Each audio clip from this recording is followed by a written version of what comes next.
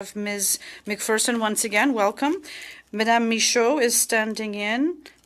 She knows our committee very well because she's participated in other meetings, and she's standing in for Ms. Posey. So welcome once again.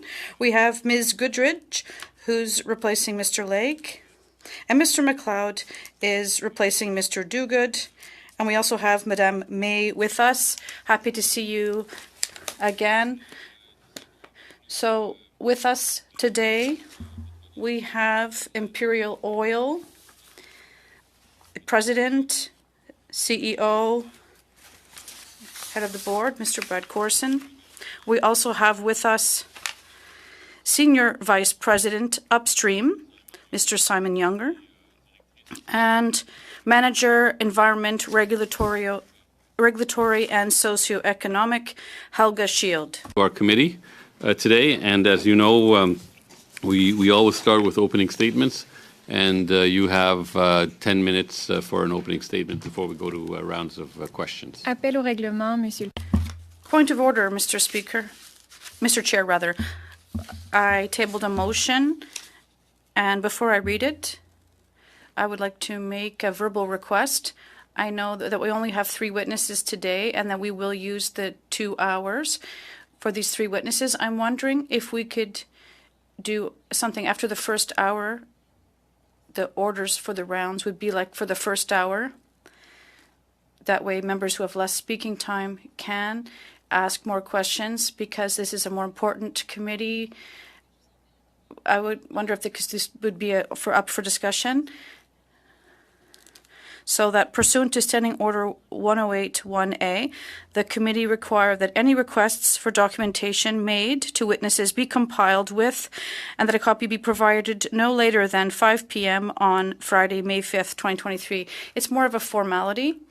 That way, if requests are made, they really need to be done before a specific date. So I missed a piece because I turned to the clerk, but in this motion, you proposed that we do a first round of 6 minutes after the first hour. Is that in the motion? No, that was just verbal. Yes. So for the written motion, I think it's obvious. Everyone would agree with it. So when we ask for a Just curious, was this distributed? Just? Okay, so it didn't have the notice of motion, and it's being moved now outside of the speaking order. I'm not sure, is that procedural? Yeah, it's being moved as a point of order, and it pertains to the subject matter that we're dealing with, so it probably wouldn't even need notice. So yeah, it wouldn't need. It's dealing with the subject matter at hand. Pardon? Yeah. But it's a very routine motion. Si vous pourriez la répéter. Could you repeat it, Ms. Michaud? You're asking us to... If it's the subject matter at hand, it's not a point of order.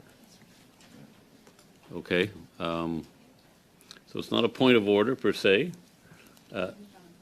Pardon? Can't be moved on a point of order, but Madame Michaud took the floor, I guess. And is that sufficient? Madame Michaud raised a point of order and then started talking to the subject at hand, so it's out of order. Okay. Okay. I thought we could deal with this in a friendly manner since it's pretty straightforward. Donc, Madame Michaud. Ms. Michaud, I would ask you simply, when you do ask for additional documentations for them to be delivered, yes, it's just as simple as that. You're making a formal motion? Unanimously that when we ask for documents, we expect that we'll get the documents at some point.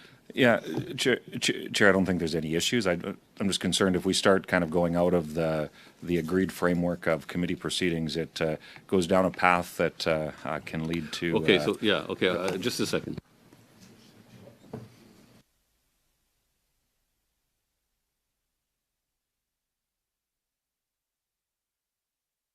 Okay, alors Madame Michaud. Ms. Michaud, I don't think there are any objections, but it's not really a point of order, so I would ask you to table your motion when you do have your speaking time soon. Thank you. Sans plus tarder, So, without any further ado, pour votre 10 minutes. you have 10 minutes, Mr. Corson. Well, good afternoon, Chair and members of the committee. Thank you for the invitation to be here today. My name is Brad Corson. I am the Chairman, President, and CEO of Imperial. Joining me are Simon Younger, Senior Vice President of Imperial's Upstream Operations, and Helga Shield, Imperial's Environment, Regulatory, and Socioeconomic Manager. I'd like to acknowledge that we are meeting today in Ottawa on the unceded and unsurrendered territory of the Anishinaabe Algonquin Nation. In this meeting today and every day that we carry out our business, we do so on the traditional territories of First Nations, Métis, and Inuit, who have lived on and cared for these lands for generations. We are all entrusted to care for the land, and that is a responsibility Imperial takes very seriously. We come today fully committed to our reconciliation journey. I am deeply apologetic for what has happened at Kearl. We are committed to correcting this situation and ensuring it does not happen again. Imperial strives to build strong and lasting relationships with Indigenous communities based on mutual trust, respect, and shared prosperity. We have broken this trust with these incidents, and by failing in our commitment to provide sufficient communications to neighboring Indigenous communities. This communication breakdown has led to a significant amount of misinformation which contributed to fear, confusion, and anger in these communities. I deeply regret that this has happened. The process of rebuilding trust will take time, and it will require listening and learning. All of us at Imperial have dedicated ourselves to this important journey. A core principle of Imperial's business is to operate in an environmentally responsible manner. We work tirelessly to do the right thing, and this situation is not reflective of how we operate and who we are as a company. We are disappointed in this recent performance. We can and will do better. I promise you that. The two incidents being discussed today were a failure to deliver superior environmental performance. This is our first environmental protection order at Kearl, which is one too many, and we want it to be our last. I, alongside all Canadians, expect Imperial to meet or exceed the environmental protection standards set by provincial and federal regulators. I would like to reassure Canadians that we are working diligently to address these issues with the urgency they deserve.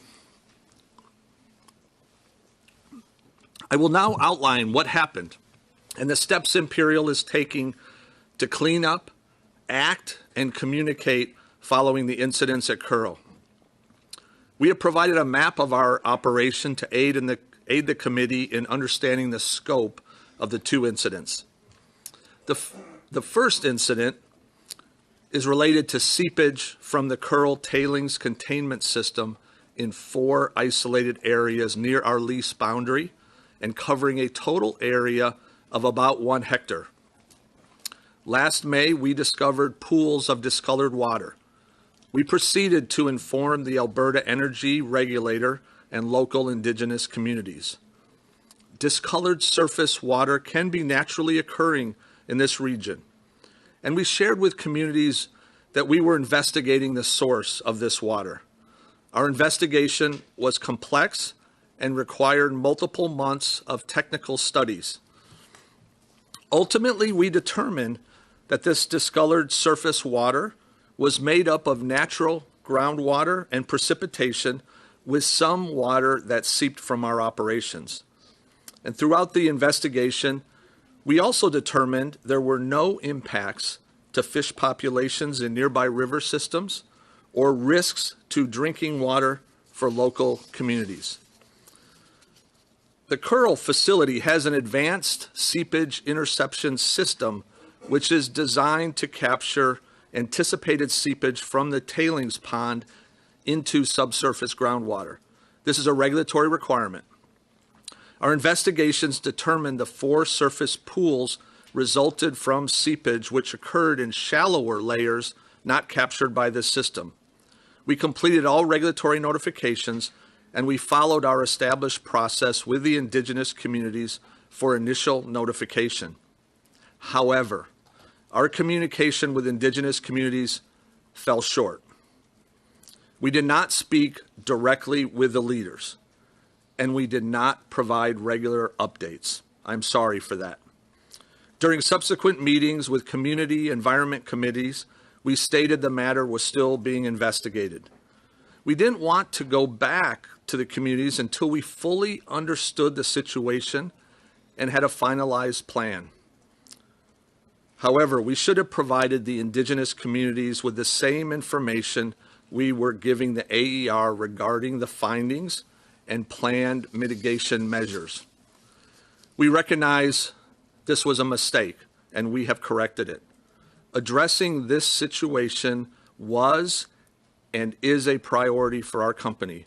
There are over 200 people working on remediation efforts, which includes expanding our seepage interception system with additional drainage structures, pumping wells, permanent fencing to protect wildlife, and increased water wells and wildlife monitoring.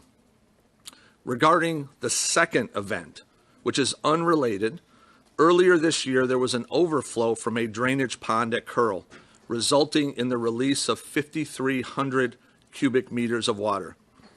This pond collects water from surface water drainage systems and the seepage interception system. As is standard policy, local Indigenous communities and the Alberta Energy Regulator were informed of this release after it was detected. An environmental protection order was issued shortly thereafter. We profoundly regret this incident. It never should have happened. The water that overflowed quickly froze. All impacted snow and ice in the area was removed, and Imperial continues to work with the AER on cleanup certification. Water from the overflow did not enter any rivers, the closest being the Firebag River, which is approximately 2.5 kilometers away. Monitoring continues to show there have been no impacts to local drinking water sources, and there is no indication of impact to wildlife. The overflow was caused by a combination of equipment problems and process failures. As a result, we are implementing measures on site to prevent an event like this from happening again. I would like to reiterate that at Imperial, safety and protecting the environment are core values. That includes protecting our people, local communities, and the environment. Kearl has a robust water monitoring program. We first started testing in the region in 2008, years before we began production. Recent tests continue to show drinking water in the region is safe.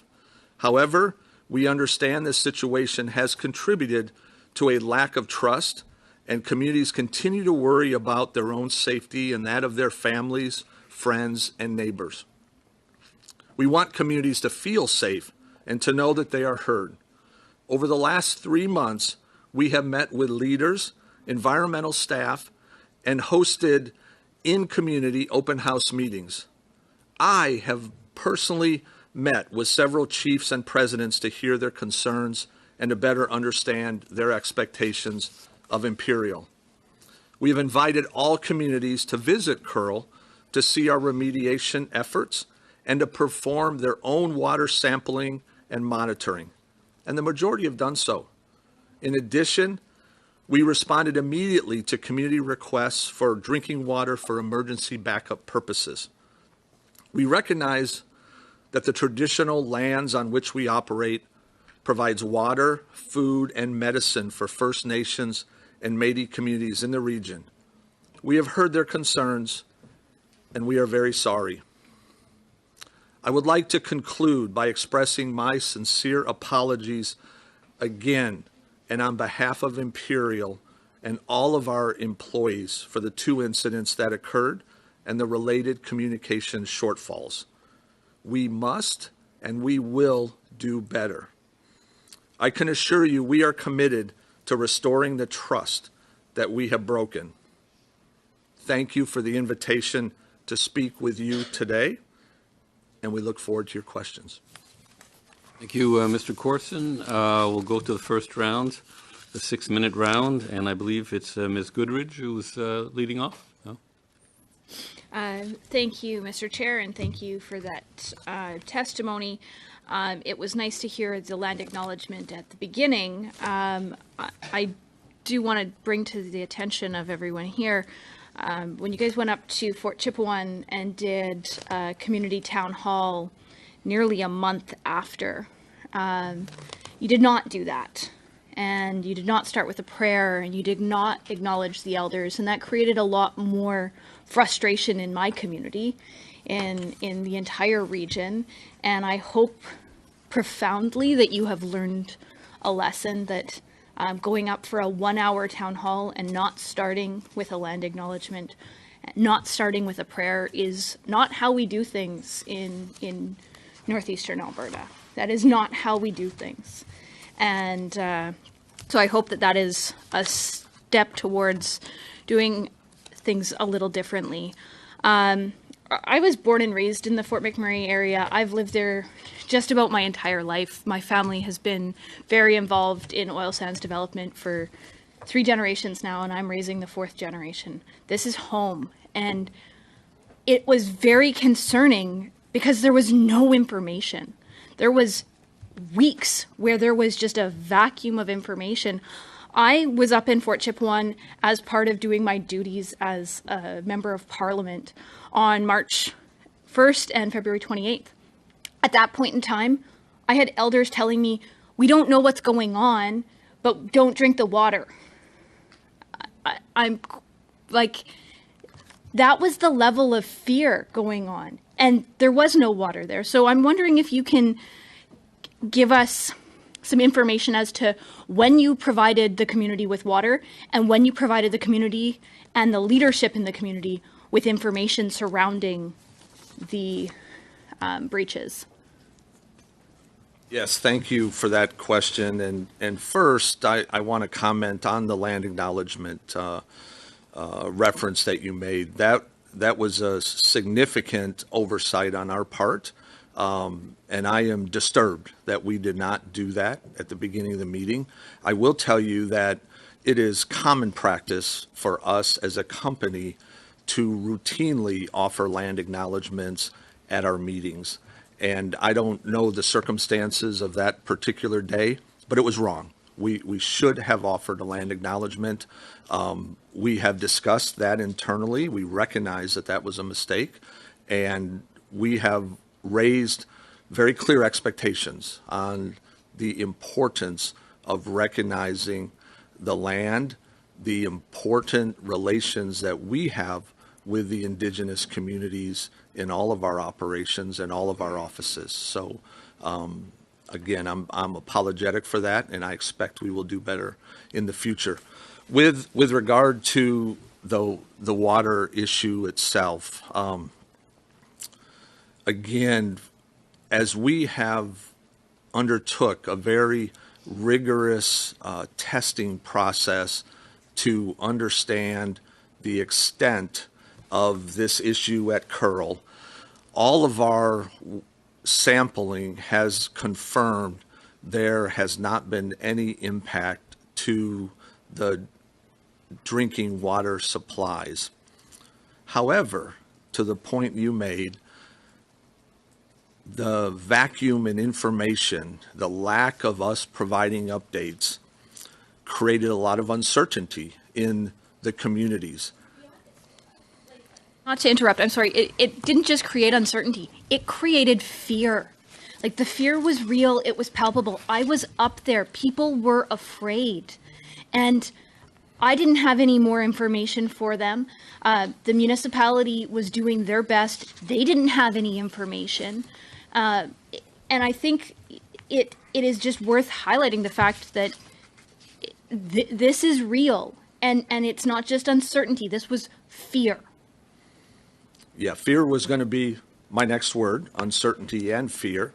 And it's horrible that happened. I feel very sad that happened. I place a high priority, a high value on those relationships. And, you know, all of us as individuals, as human beings, none of us want to be in a situation that we are fearful for things as basic as water.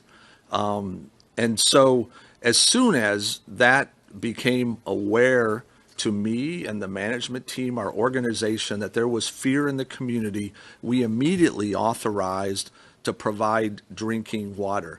Again, despite the fact that we had data that said the water was fine to drink, but that didn't matter, right? It was all about fear. I appreciate that, but the community didn't have the same information that you had, and therefore it is kind of a moot point. I'm going to move on. We heard some pretty damning testimony surrounding the communication and when different First Nations got communication, and it seemed that there was not consistency as to when certain First Nations versus Métis versus different Indigenous communities heard from Imperial and how they heard from Imperial. So I'm just wondering if you would be comfortable tabling with committee the communications that you had so that we can see when the communications happened. Yes, we're over time, but please answer that question, Mr. Corson, and then we'll go to Mr. Weiler. yes, we do have an extensive log of all of the notifications, engagements that we had with the Indigenous communities. We did make initial notifications, I believe, on May 19th. That was through our established processes with each of the communities and protocols to notify their environment committee. But as I said earlier, those communications fell short because they were not escalated to the leader. But I think what if I understood correctly, Ms. Goodrich wanted to see some documents of proof of communications and so Yes. on. Mr. Weiler. And we're happy to provide those. Perfect, thanks. We did bring those today, and I'm happy to table them. Perfect, thank you. Thank you, Mr. Chair, and I also want to thank the witnesses for coming to speak here today and answer the many questions that we have in a process here that we know has lost a lot of trust. My first question I'd like to ask is the Alberta Energy Regulator maintains that in events like this where there's these persistent seepages that it's the duty of the owner of the operation to inform the public, and I'm wondering if you would agree with that statement. Well, certainly we want to be transparent with all of our stakeholders for our operations, and you know we endeavored to provide the appropriate communications, especially as we have gathered more information. We've been making those available to all the communities. We've been providing regular updates, not just to the AER, but we've been posting those updates on our website so that information is available to everyone in the public. Thank you. And given that Imperial is known as of the seepage taking place since at least May of last year, is there an estimate in how much of the water has actually seeped since then? We are still in the process of calculating the volumetric estimates, but what I can tell you is that for the 4 seepage locations, the footprint, if you will, is about 1 hectare. And the reason there's a lot of complexity in the calculation is because it's more than calculating just the fluids that are on the surface. It also involves estimating the flow of water and fluids subsurface, and that's a much more complex process. It's very transient and variable in nature, and so we're doing extensive modeling. But again, what I can tell you today is that the footprint was about 1 hectare. Thank you. Well, of course, it would be great to have that information, given that this has been going on for at least, or almost a year at this point. And we know that that Imperial's met many times with the Athabasca Chippewan First Nation, as well as the Mikisew Cree, since the events took place in May of last year. Why did Imperial not notify either nation of the leakage of industrial wastewater when they're downstream in the watershed? And of course, they're drinking the water and eating the food that depends on the water. Yeah, thank you for the question. We care deeply about the relations with our Indigenous communities, both the First Nations, the Métis, the communities you referred to. We did make initial notifications to those communities right from the outset. Where we fell short and where we are improving our processes is those notifications were only to the environment committees for those communities. Those notifications did not include the chiefs and the senior leadership of the community. That was a mistake on our part. Given the situation and the significance of the concern, we absolutely should have picked up the phone and spoken directly with the chiefs and the leadership. So we've corrected our process to ensure that that does not happen again. Since then, as I mentioned in my statement, I have met with several of the chiefs and the presidents. Thank you. And if you think, if in this case the downstream community was a city like Calgary, do you think you would have notified the city? We would have followed the same process. It has nothing to do with what city is downstream, what community is downstream. We certainly feel an obligation to keep all of our stakeholders, all of our neighboring communities aware and notified. And as I said at the very beginning of the incidents, we did make a notification, but we failed in escalating that within those communities. And then we also failed in providing regular updates as time went on and we gathered more information about the incident. We provided that information to the AER, but we should have, in parallel, provided it to the Indigenous communities. And we will do that in the future. We're doing that on a regular basis now. Thank you. And you mentioned that your testing shows that there was no impact to wildlife, fish, or drinking water. However, your own investigation that was shared with the Alberta Energy Regulator in August of 2022 found samples of contamination that exceeded the environmental guidelines for things like iron, arsenic, hydrocarbons, and sulfites. And the Alberta Energy Regulator mentioned that hydrocarbons and naphthenic acids were found in a fish-bearing lake. And we know that nations have taken pictures of wildlife tracks that are leading into the lease area. And that given that environmental groups have been, or rather Indigenous groups have been kept entirely in the dark of the impacts that you found, why should local communities, Indigenous groups, or Canadians writ large have any faith in your assessment that there's no impact to wildlife, fish, or drinking water? The information that we've gathered right from the beginning confirms that there has been no adverse impacts. There have been some excursions in the data, but often that can be attributed to variations in background levels. But we are committed to gathering extensive data and ensuring that that situation is accurate and we continue to not have an impact on fish populations or wildlife. We have employed contractors that are partly Indigenous owned to perform assessments in the area of the seepage, both from a wildlife impact standpoint, vegetation impact, and then separately water monitoring. And those results continue to support the statements that I made. Si, alors on se tourne vers Madame Michaud maintenant. Merci, Monsieur le Président. Juste avant qu'on parte le chronomètre, vous n'avez pas répondu à ma question tout à l'heure si on pouvait faire comme si c'était deux panels distincts pour avoir des temps de parole similaires à la première heure. Moi, personnellement, je m'en tiens à la motion que le comité a passée, qu'a adoptée au tout début du Parlement. Et selon moi, on va continuer après le deuxième tour avec un troisième tour de 5 minutes, 2 minutes et demie. Mais c'est au comité, si le comité est d'accord avec votre proposition, mais je vois du côté conservateur que c'est non. Et ça n'a pas l'air que du côté libéral non plus, il y a un intérêt. Alors, je vais m'en tenir à la formule régulière, mais malheureusement, c'est ma C'est bien, décision. merci.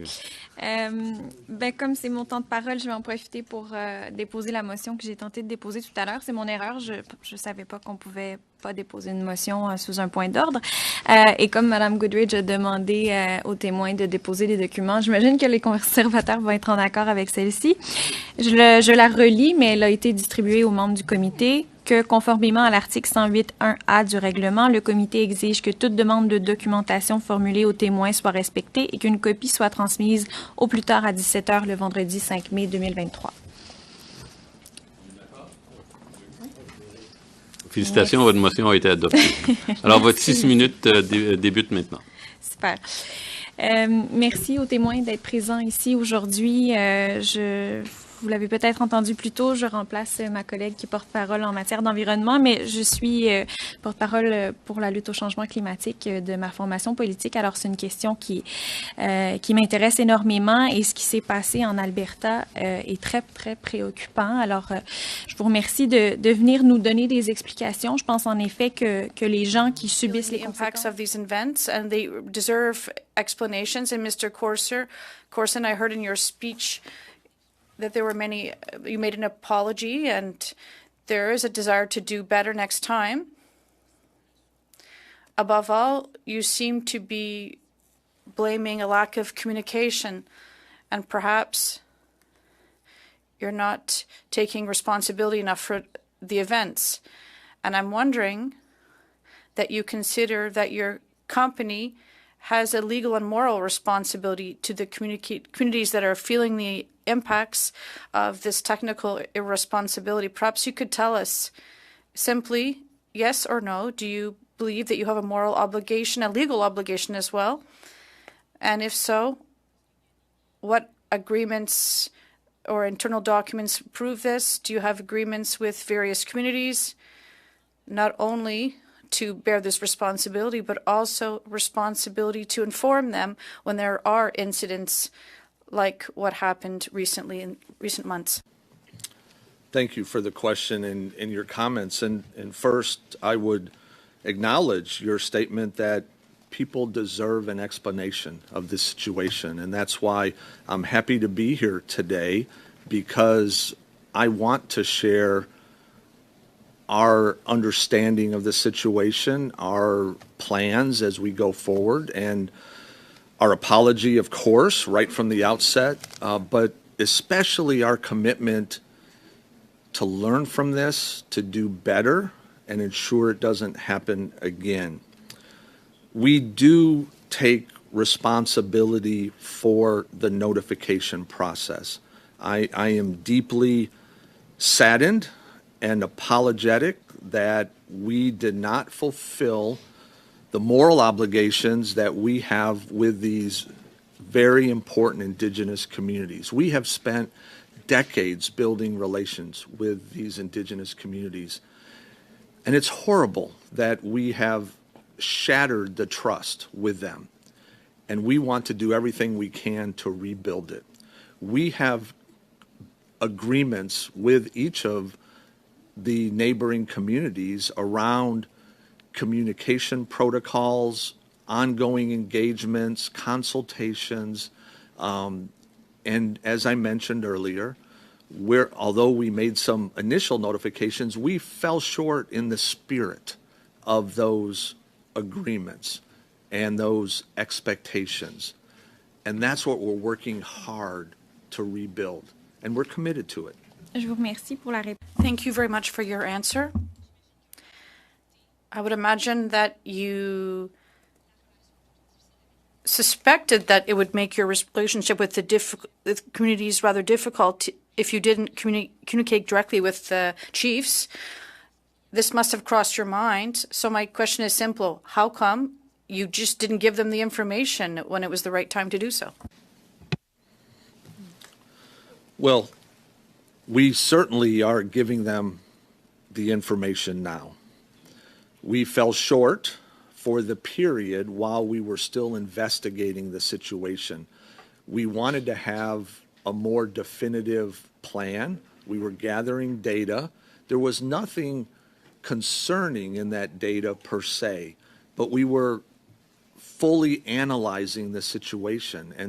And so it was always our intent, once we fully understood the situation, the source of the seepage, we understood and had approval from the AER around the mitigation plans. Our intent was to share that whole story, that whole process with the communities. We should have walked them through the learning process as we were gathering data, and that data validated that there was no damage or threat to the water supplies or the fish populations or the wildlife. We should have been sharing that, but we didn't. That was a big mistake, and we've learned from that mistake. We've corrected our processes, and I'm confident that this situation will never happen again. Je l'espère sincèrement. I hope that sincerely. You said in your opening remarks that your investigation allowed you to determine that there were no impacts on the wildlife and fish and the drinking water in local communities. But Ms. Goodridge properly described the feeling of fear that there was and that there is still in these communities with respect to water consumption, tap water. And Chief Alum Adams also said, we're just asking our members to throw out the game meat that they have. They wouldn't even give it to dogs. That's what they said to CBC Radio-Canada. They were furious to learn that what they harvested could have been contaminated. So how can you state with certainty that there were no impacts, adverse effects on the environment? Do you have samples?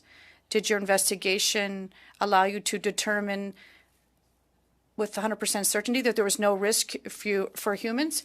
We've gone over time. A quick answer in 5 or 10 seconds, please. We cannot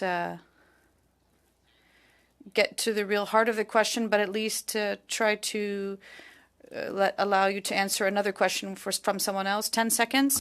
Yes, we've continued to do analyses on the area. We've hired third parties to come in and perform independent analyses, and they continue to conclude that there is no risk or minimal risk to any wildlife impacts. Thank you. Mr. McLean, please. No, sorry, Madam, Ms. McPherson.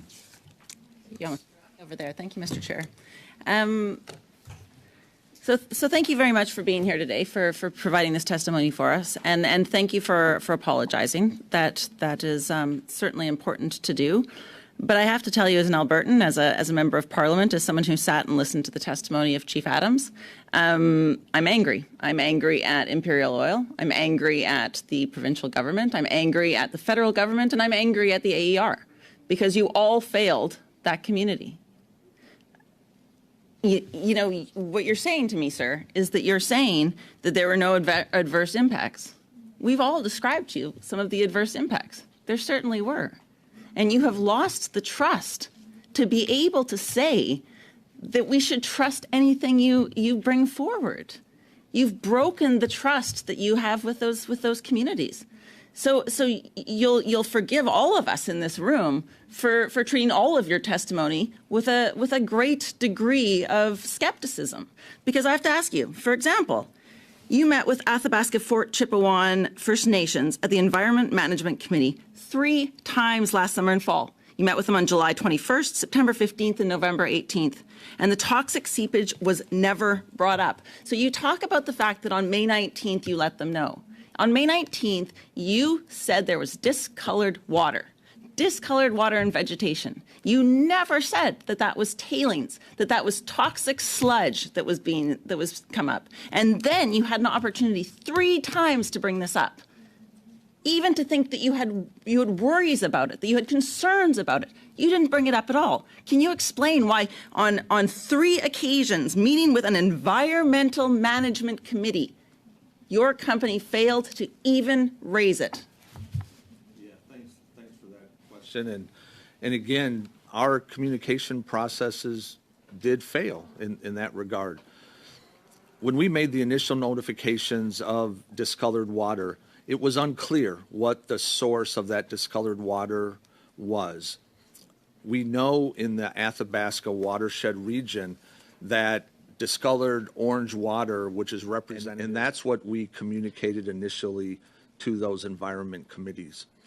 It took... You said you were going to follow up with them, but you never did follow up with them. You know, even during their annual tailings management review sessions, Indigenous communities pointed out evidence suggesting that the tailings ponds in questions were seeping beyond its seepage interception system as early as 2020. As recently as November 2022, Indigenous representatives asked for an update. November 2022, if you didn't have the information 6 months in, sir, if you didn't have any inclination that there may be a concern there 6 months in, I will find that very difficult to believe. And at the time, you failed to mention that there was any lateral seepage occurring from the tailings ponds or notice of noncompliance that you had received from the AER in September. You were clearly trying to hide information from Indigenous communities. Isn't that true? No, it's not. We have never been trying to hide any information. We were negligent in not sharing information proactively that we had, but we've never been trying to hide any information. I do understand that we have lost a lot of trust, and I recognize that creates skepticism for what we say, including today. But I would just ask that you let our actions going forward, you let the data that we provide going forward determine the results of this situation. And we have made conscious decisions to change our processes, our communication, and to be very transparent with all of the data that's available. And we're going to continue to do that as we go forward. I cannot change what's happened in the past. It was wrong, and I'm very apologetic for it. I'm not happy with it, but I can change what we do going forward, and that's what we are doing. So, sir, this is a lot of questions about how you communicated with Indigenous and Métis groups. Obviously, very, very important. But I think we also have some questions about the environmental disaster that is ongoing. I mean, it is not just communicating that something terrible is happening, it's dealing with the terrible thing that has happened, of course. So, you know, regarding the statement that you made about the discolored water pooled up to the surface at 4 locations, but that doesn't address the extent of the leak below ground. What are the concentrations of contaminants that are in the below ground leak, not just the water that made it up to the surface? Yeah, I'm glad you asked about kind of the actions we're taking, because we are taking significant actions to address the subsurface seepage. We have, over the last few months, drilled 140 wells that will allow us to both monitor across that whole area what the water quality is. We have drilled wells as part of that 140 that allow us to pump the water out of those subsurface layers and recycle it back into our process. We've installed. So I'm going to run out of time. Sorry, I don't want to interrupt you, but I did ask what the concentration of contaminants was in the subsurface water. Well, we've taken over 1,000 samples over the last several months, and so that's an extensive amount of data. I don't have all those specific data points. You don't know available. how much concentration of contaminants are in the underwater seepage.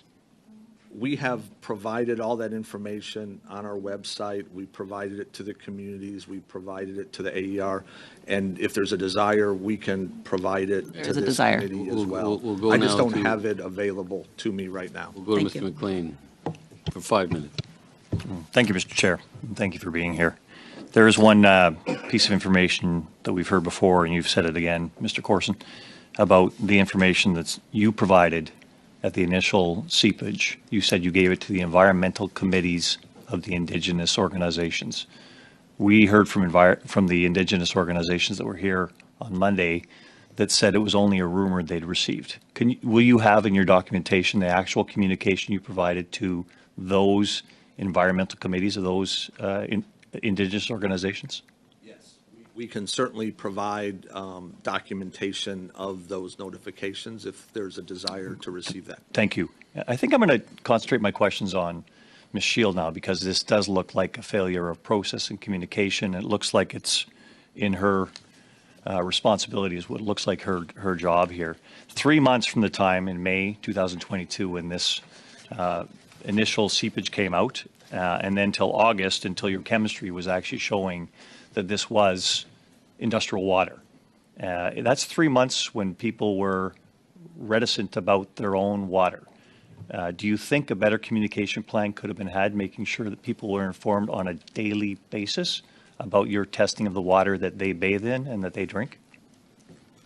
If I could go back in time, we would do things very differently. We would do them as we're doing now. You know, since the Environmental Protection Order was issued to us in February, we've had over 300 contacts with those communities.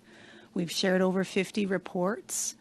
We're logging all those calls. We have shared all the information that has gone to the AER, both in summary report and in the data spreadsheets themselves.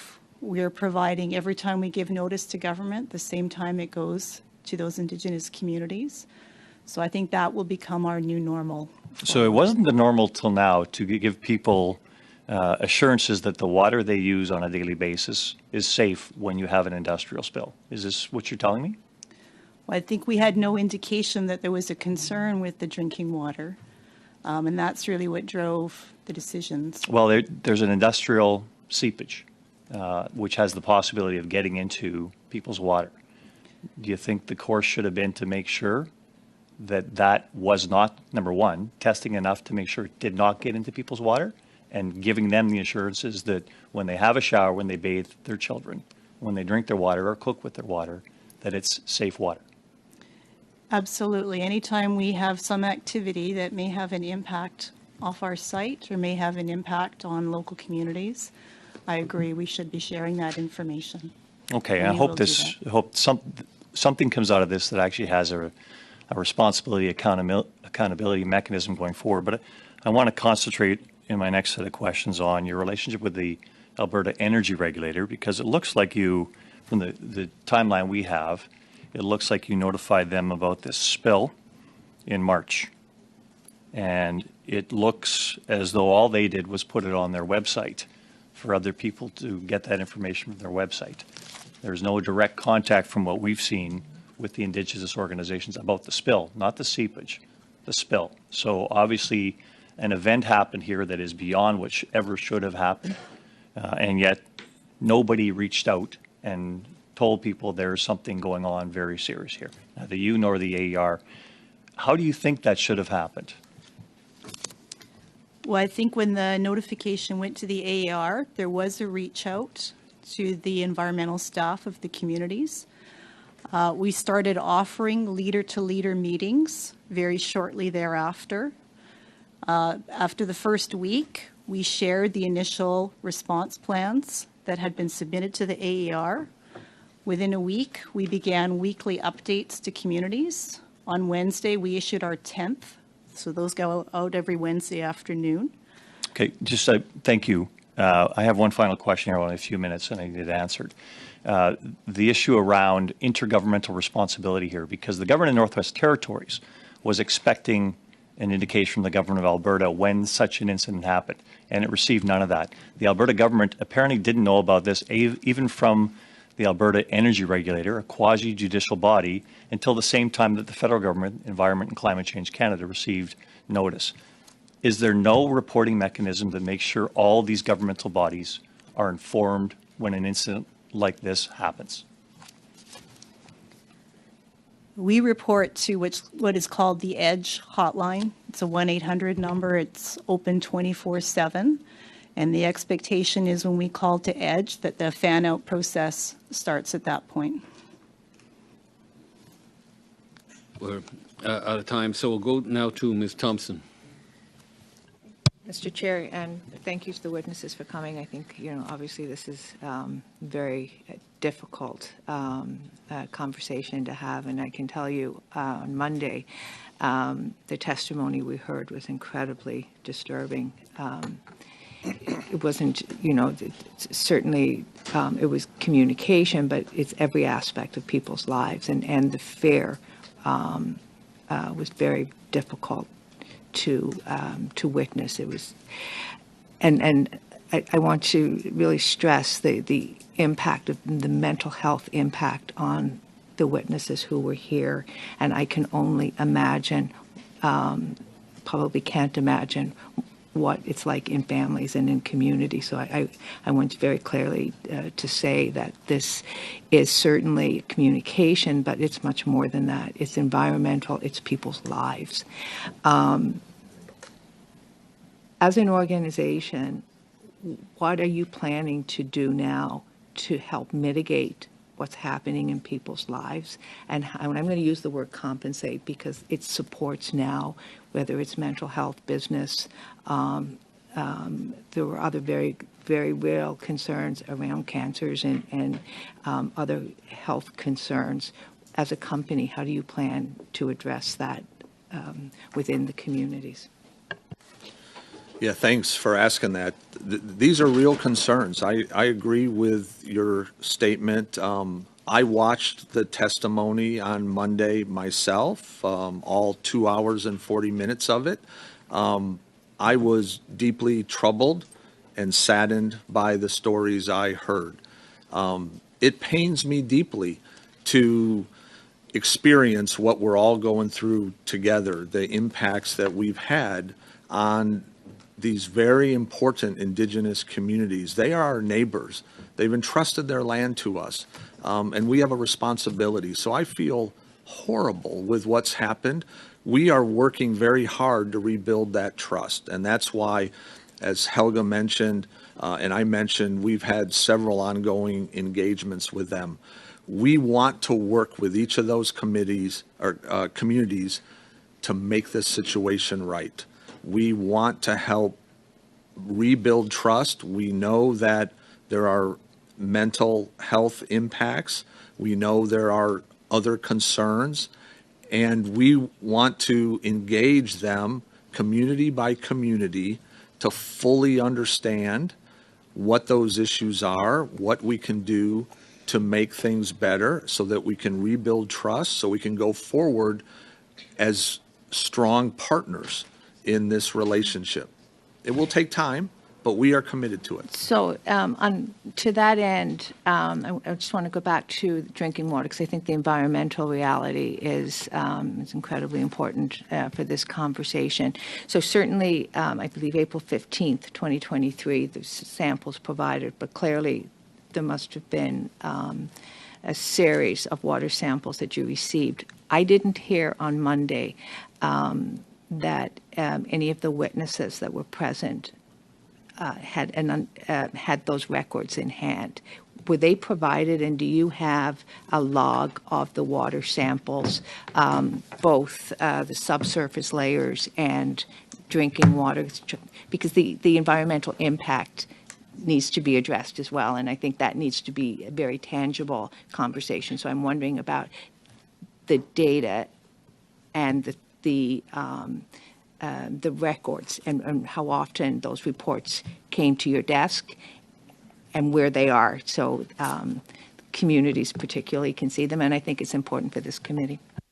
And we have provided an extensive amount of data to the communities, admittedly more recently, not early on in the process. But I might ask Helga to talk very specifically about the nature of the reports we're providing, the frequency, because there are many reports. Yeah, as I said, we did bring a log, so happy to share that with the committee. We have released or shared all that water information with those communities.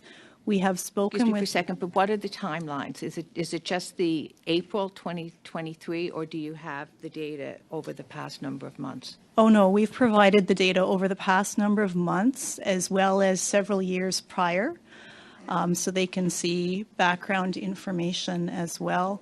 We are working with communities, providing capacity to support them being able to undertake technical reviews of that.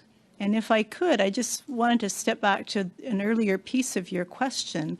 We've been talking a lot about Indigenous communities and the company. Working in this space, over 1,100 of our workers at Imperial are Indigenous. Okay, parfait. Alors, on se tourne vers... Perfect. Now we go to Ms. Michaud.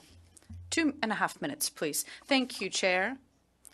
Mr. Corson, I noticed in your opening remarks that you spoke about water as if it was uncontaminated, but in the chemical analyses that were submitted by the EER in August of 2022, samples showed that there were concentrations of some chemicals that exceeded the thresholds that were recommended. And we're talking about arsenic, hydrocarbons, sulfate, other chemicals. Do you agree that in this case you should call things as they are and not and talk about potentially toxic substances and not just talk about water? Well, we're attempting to be very transparent with all the data that we find. Relative to those specific tests, we acknowledge that there are tests in the area of the seep locations that have exceedances relative to established guidelines. When I talk about no harm to drinking water or the river systems, I'm talking about separate samples that have been taken at the Firebag River, at the Athabasca River, that on an ongoing basis show no deviation from normal baseline for those water bodies. We do have situations where there are exceedances much closer to where the seeps occurred, but not where there's actual water systems, river systems. And so that's the clarification. Merci. Thank you. I'd like to go back to the analyses that were done. Does the AER receive regular samples, or did it receive them in 2022 and April of 2023? Yes, we've provided, extensive data to the AER. Again, I might defer to Helga to comment more specifically on the nature of those reports, the frequency of the reports. Yes, certainly any water sampling data that was provided to the AER has now been provided to communities, all of it. Thank you. Ms. McPherson. Thank you, Mr. Chair. Is drainage pond 4 still leaking into off-lease lands? No, it's not. We have cleaned it up. At the time that overflow incident happened, that water froze almost immediately. And so we have cleaned all that up. We're waiting on the AER to confirm the final certification that the cleanup is complete based on the soil samples we've taken, but that is not leaking. And are toxic tailing fluids still being pumped into the leaking reservoirs as we speak? I'm not sure I completely understand your question. Could you restate it? Are toxic tailings still being pumped into the reservoirs that have been leaking? The tailings ponds that we use are designed with recognition that some level of seepage could and can occur. And as a result, we have installed right from the beginning. Are you still using them, though? You are still putting tailings into those ponds? Yes, we are. Okay. It's an integral part of our operation. But as I mentioned earlier, we've expanded that seepage interception system to address the seepage that we've identified. So are you trying to say that there is some level of seepage that is acceptable and that that is still happening? There is recognition that seepage can occur on an ongoing basis, but we have designed a system that has wells around the perimeter of the tailings ponds that will collect that seepage before it leaves our lease. I think we can all agree that it should contain it before it leaves the lease. That didn't happen.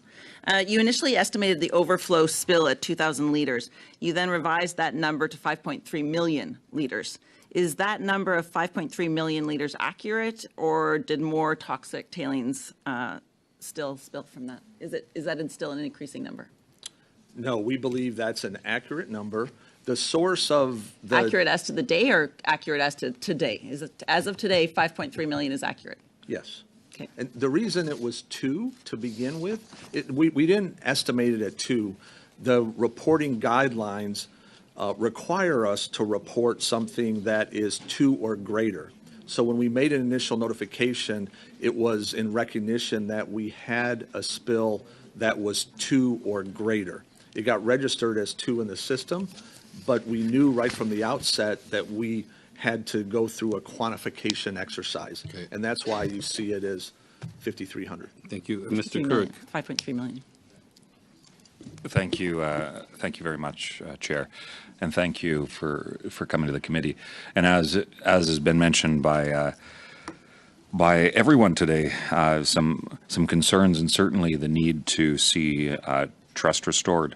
So my question, Mr. Corson, is what is being done since certainly we heard and from what I understand, you and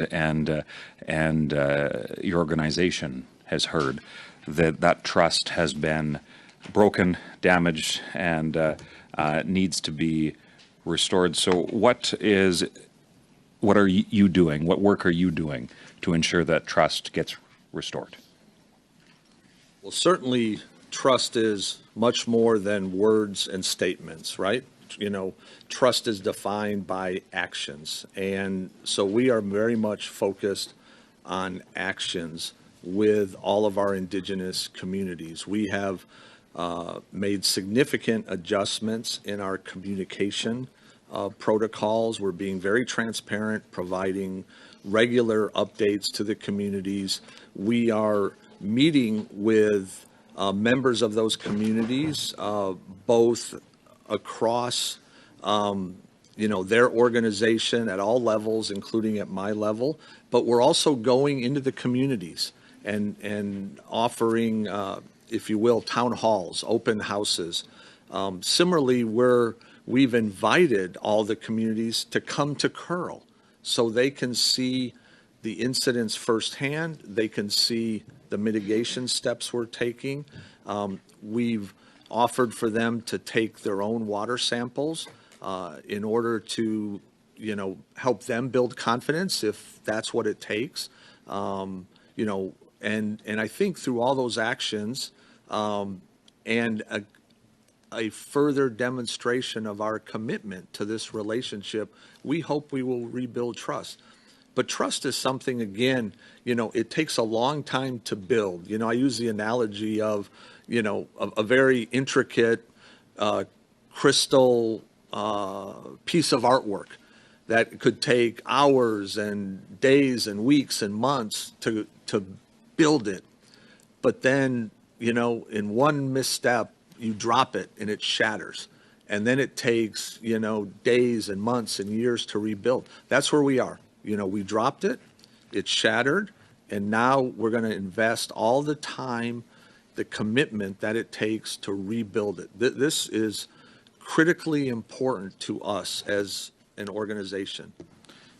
Thank you. Now, I do want to dig down, and you referenced it here, and you referenced it in your opening remarks, just about the testing and ensuring that there is accountability and understanding, because we hear certainly, and as a member of Parliament that represents a ton of energy production, mostly in traditional oil and gas, but there's a ton of misinformation that comes out about the industry in general. However, I do want to really dig down on the testing. You mentioned just a moment ago that you're allowing Indigenous communities, local stakeholders to do water testing. You'd mentioned in your opening remarks that you have contracts with Indigenous organizations that are doing that testing. Can you dig down into some of the specifics as to what that looks like? You mentioned, I think, 140 wells where you're able to pump out water to both test and mitigate some of the challenges here. So can you dig into exactly what that looks like and whether or not communities in the area can trust that there is not contamination that is affecting their health? Yeah, we added 140 wells, so now we have approximately 350 wells.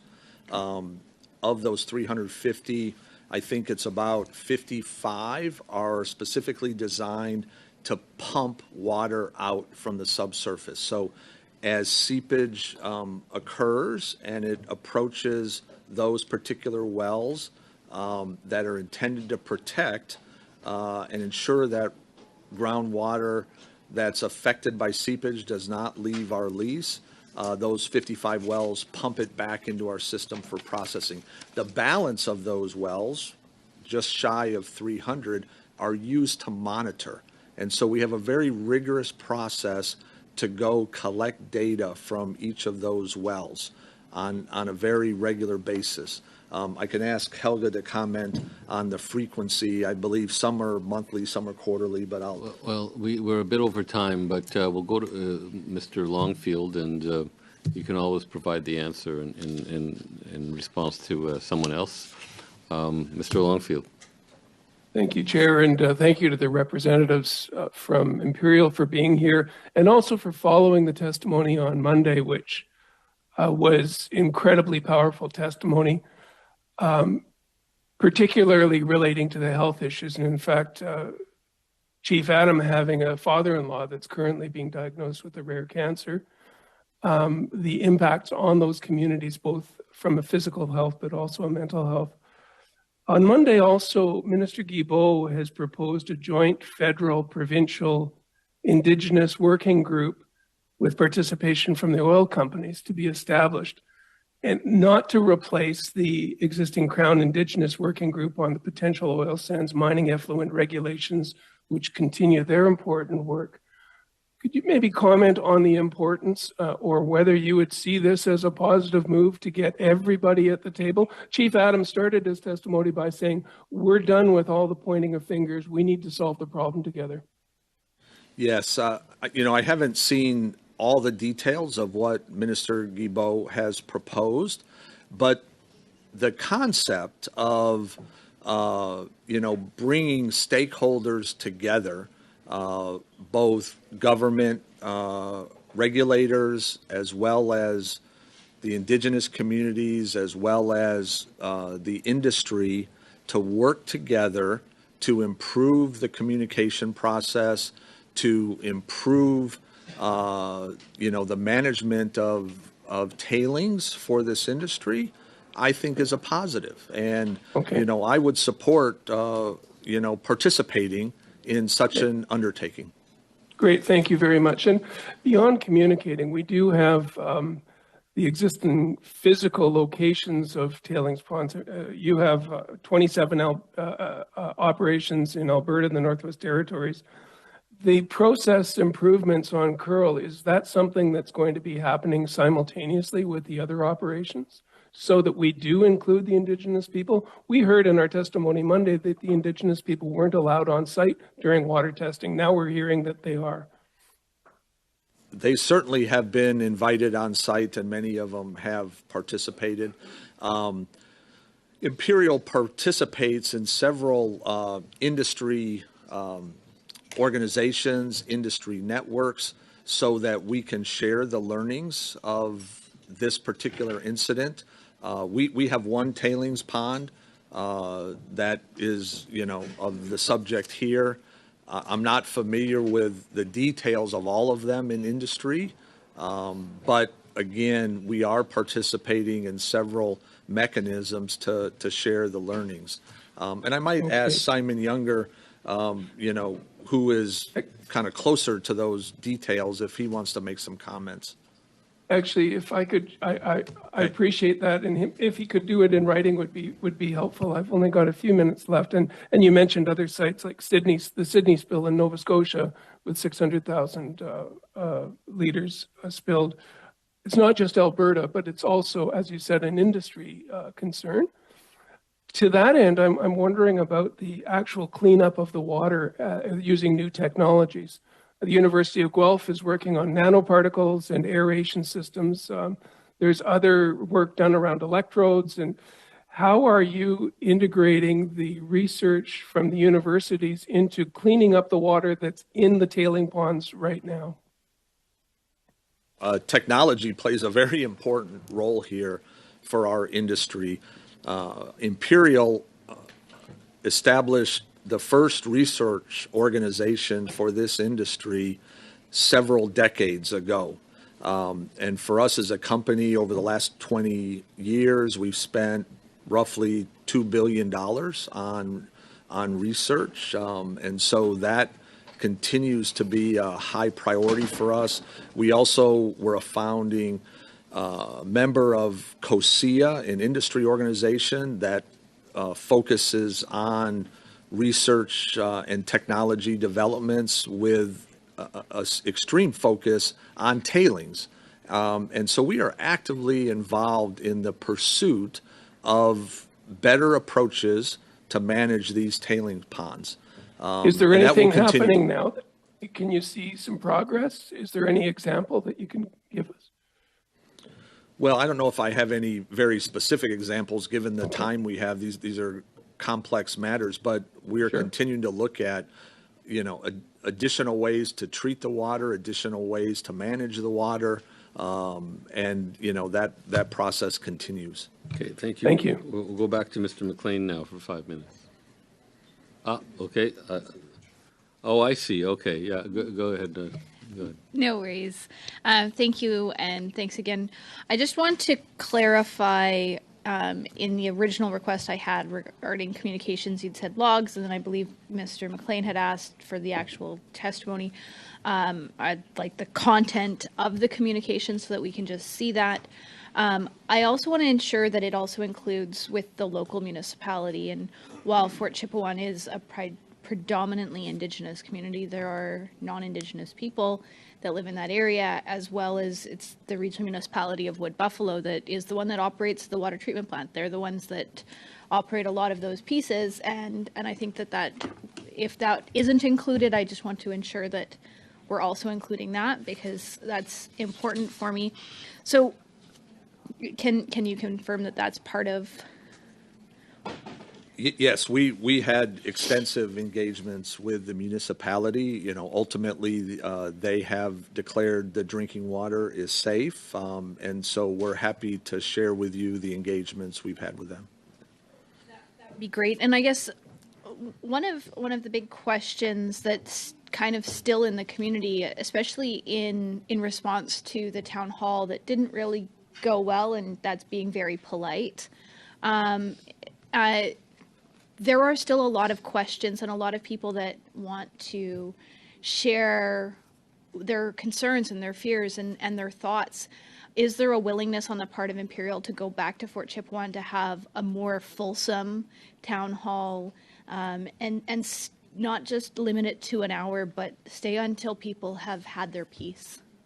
Yeah, thanks for asking. I mean, we obviously learned a lot in that town hall. We went there, both to share information, but to also listen, to understand concerns. And understandably, there was a lot of anger expressed. And it goes back to what you and others have raised, is a lot of fear, a lot of lack of trust, things that are very personal to them and to the community. And so it was a very difficult, town hall.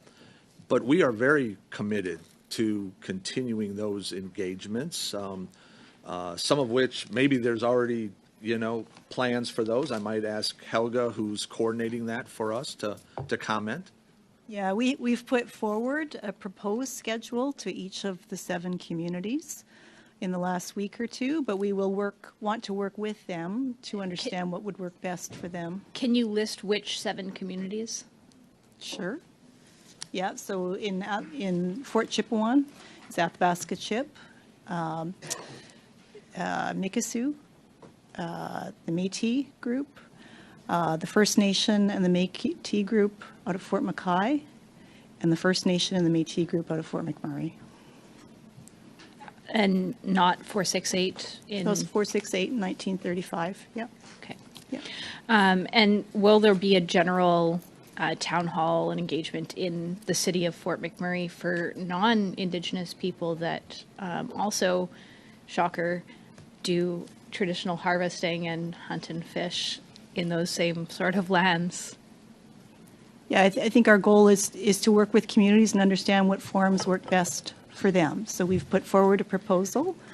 We're seeking feedback on what forum works the best, and we'll go forward from there.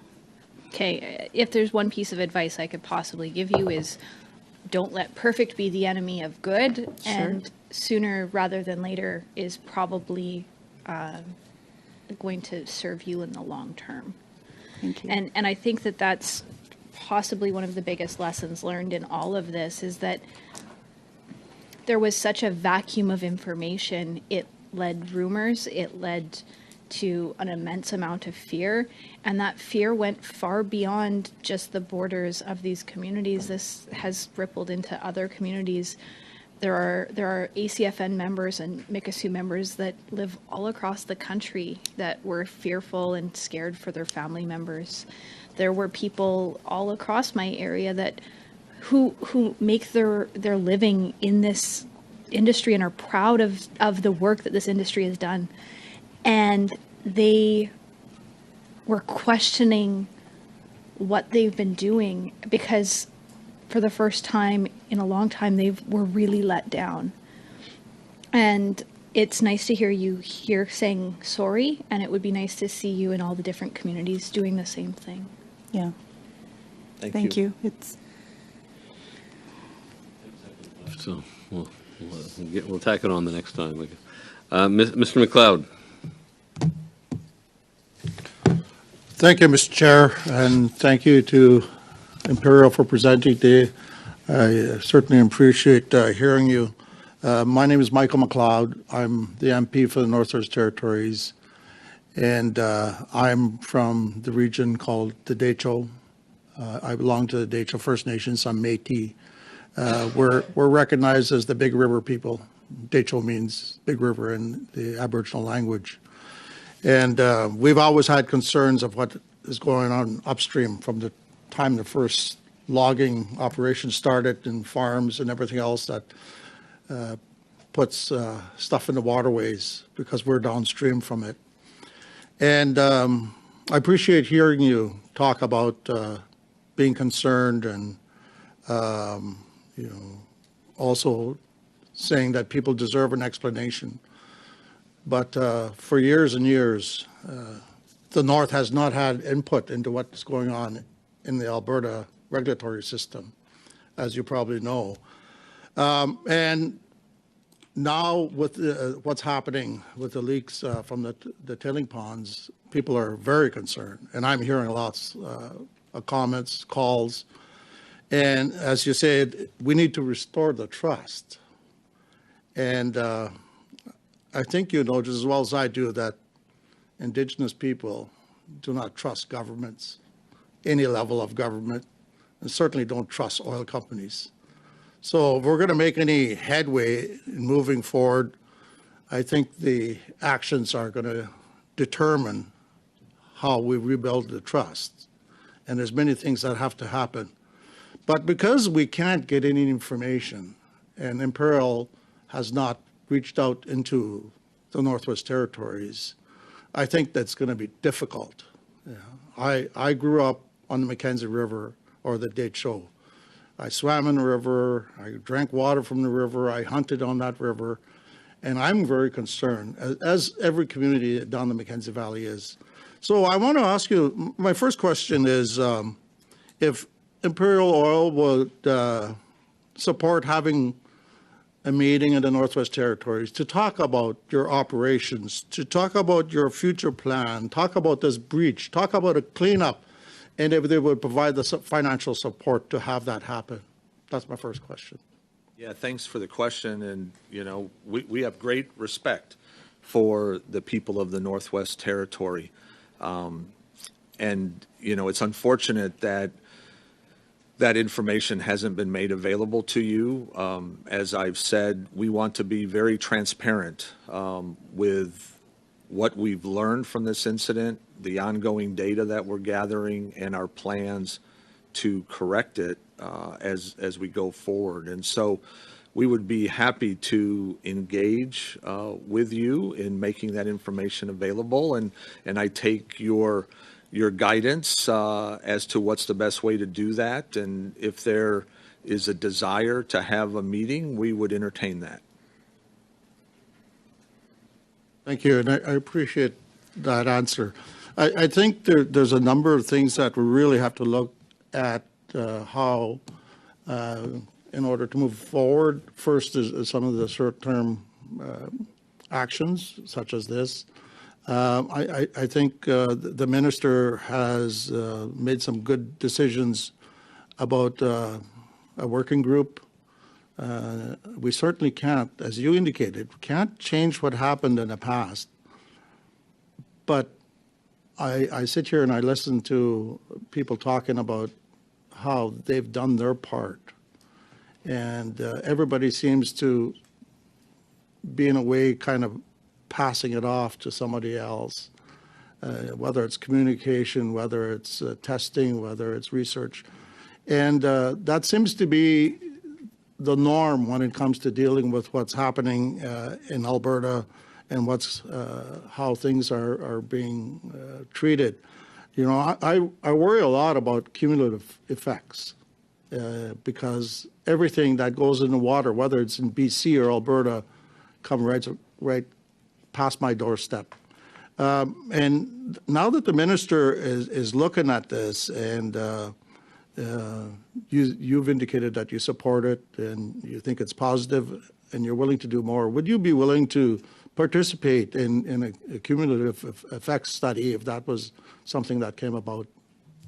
Briefly, please, because we're over time.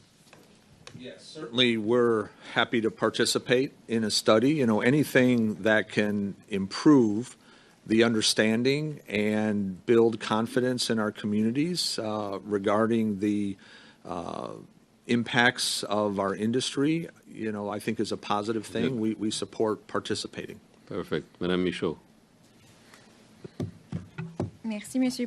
Thank you, Chair. Chief Adams said last Monday, and I'll quote him, even after 2 months of reporting, we still don't know really what happened. In my opinion, no one was fired, no disciplinary measures or sanctions were imposed either by this company or the government. End of quote. That's what we have noticed. You said, Mr. Carson, in your opening remarks, that you felt that you were somewhat responsible with respect to protecting the environment. And when we know that oil and gas extraction, production and consumption, all risk of leaks, all of these have sizable risks for the environment. Do you think that oil and gas regulations should be stricter? You mentioned, like all Canadians, you said, we exceed environmental standards established by federal and provincial regulators. Do you agree to have tighter regulations and for Imperial Oil to respect these standards? Are they rather to be responsible when there are leaks like the ones we have seen? Yeah, a couple comments I would make. I mean, first of all, we have great respect for both the federal and the provincial regulators. We certainly endeavor to follow all regulations and not just to meet those standards, but to exceed those standards. In terms of whether we have the right level of regulation, I think that's a question for the federal regulators and the provincial regulators to make an assessment. What I would say is that I have spent nearly 40 years in this industry, and I've worked all around the globe. And my experience is that Canada has some of the strictest regulations that I've experienced anywhere in the world. Now, that doesn't mean they can't be better, and we should continue to endeavor to make them better, make them the best they can be. But I want to just provide that perspective that we have a very strong foundation here. Madame McPherson. Thank you. Ms. McPherson? Thank you, Mr. Chair. Thank you to the witnesses again for the testimony. Mr. Corson, you said at the beginning of your testimony that you're disappointed in your performance. You're disappointed in the performance of Imperial Oil. We know that Imperial Oil lists safety, and this is a direct quote, safety, health, and environmental performance first in its list of business performance measures that it considers when determining compensation. Imperial Oil has said that it delivered, and I quote again, strong safety performance and effective enterprise risk management, and demonstrated clear commitment to sustainability in 2022. That was part of how it was determined that you would be able to double your salary, as reported in the Globe and Mail just recently today, that in 2022, your salary doubled to $17.34 million annually. Do you feel that your performance actually met the standard of demonstrated clear commitment to sustainability? Do you feel that your performance delivered strong safety performance and effective enterprise risk management? Well, first, I haven't seen the article you referred to, but with respect to those principles and those values, those are the guiding principles for our company. We consistently strive to perform at the highest level of safety and environmental performance. That is core to who we are as a company. This particular incident is a big disappointment for us, and we are learning from it. We're going to improve as we go forward. I think there's many examples of positive things we've done as we've established kind of the best. Necessarily to listen to the positive examples. I think we're all here very much because of the negative examples. So I would suggest that if you were to ask any of the First Nations and Métis communities that have been impacted by the Kearl spill, they may suggest that $17.3 million a year is inappropriate for the performance that you've provided for Imperial Oil. I have one other question for you. You knew that the location of this particular tailings pond was prone to seepage. The berm is constructed of porous materials. There are at least 4 seeps and the evidence of seepage being detected beyond the seepage interception system. Given these problems and that the future incidents are possible, if not likely, do you believe that this is still a safe structure? Briefly, please, Mr. Corson. Yes, I do believe it is a safe structure. We have built the tailings pond to all of the appropriate construction standards. We have installed all of these wells, as I mentioned, and we will be monitoring the data from those on an ongoing basis. So we have confidence in this structure. Is it Mr. McLean or yeah? Thank you, Mr. Chair. One question that I didn't fully understand from my last round of questioning. The initial seepage was discovered on 19th May 2022, and you weren't aware of the chemistry until August 16th, 2022. What takes so long to understand the composition of your industrial water that's been released through seepage? And it's open to anybody that can give me a technical answer. Yeah, well, maybe I'll ask Simon to comment on that. Yeah, happy to provide a bit more information there. Thanks, Brad. Really, to give you a bit more of a sense of the timeline and how we investigated the seepage incident after the first discovery of the discolored water in the quickly, please, Mr. Younger. Just what takes 3 months to? Well, as an example, one of the things that we had to do was undertake a geochemistry study. We had to drill a series of monitoring wells. The geochemistry study took about 5 months. We drilled a series of monitoring wells. We really had, that was all directed at Okay, identifying the source and the I've only got so much pathway. time here, Mr. Younger, so I'm asking a direct question. Testing water, what took 3 months to determine what this water was made of? Well, as I just explained, it's a very complex question of source and pathway, and understanding the geochemistry of what we were measuring from the monitoring wells. Let me move on, please. The issue I'm having here, as far as responsibility of communication to everybody, the public, the obviously Indigenous bands that were there. I've got a muddle right now, and I'm getting different responses from this panel than I got from the panel that presented earlier this week, and I imagine I might get different responses from the panel that presents next week. But what I want to know is, out of this muddle, we're going to have to come up with a communication clarity that shows that there's confidence in this system going forward, that you can continue to operate without people having, literally looking over their shoulders about whether their water is safe or not. I know that part of what we're looking at here is a mix-up between governments or between parts of government, as in Alberta's case. The government of Alberta didn't find out about this until the government of Canada found out about this. The AER wasn't reporting, it seems, to the Alberta government on time. So there does seem to be a lack of communication ability. Ms. Shield, you talked about this edge, your responsibility was to put it to edge. Do you know if there's a communication standard from there about where it goes as far as the various other government bodies are concerned about? Because I'm telling you, something here failed. I'm sorry, I can't speak to how the regulator runs EDGE. You can't say what happens. And the EDGE is the government of Alberta body that doesn't report up to the Minister of the Environment of Alberta? I'm sorry, I just can't speak Okay. for government. Okay, so thank you.